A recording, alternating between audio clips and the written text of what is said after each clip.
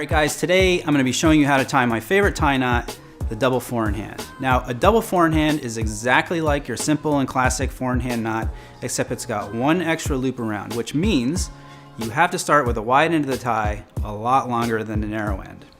So step one is to cross the wide end over the narrow end, then bring the wide end behind and wrap it around. Now as you make this first loop, it's important that you keep your finger inside of the wrap. Next, you're going to bring the wide end behind one more time and then wrap it around again. Now, the coolest thing about this tie knot, in my opinion, is when you see people wearing it, you can actually see the double wrap. And the way you achieve this effect is when you bring the tie over for the second time, you leave a little bit of the first wrap showing. Next, you're going to bring the wide end up and over, and then while you're holding the two loops that you've made, thread the tie through. I always like to keep it straight as I pull it through because that helps make a great dimple.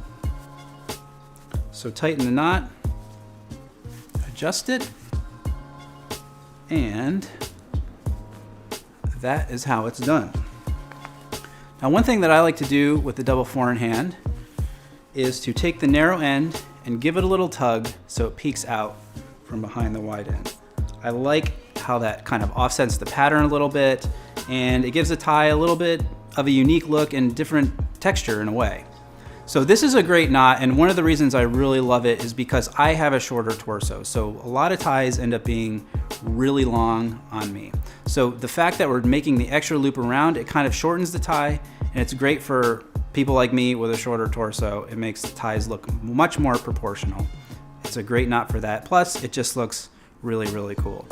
So very simple, that's how to do it. If you like this video, give it a thumbs up and be sure to subscribe to the channel.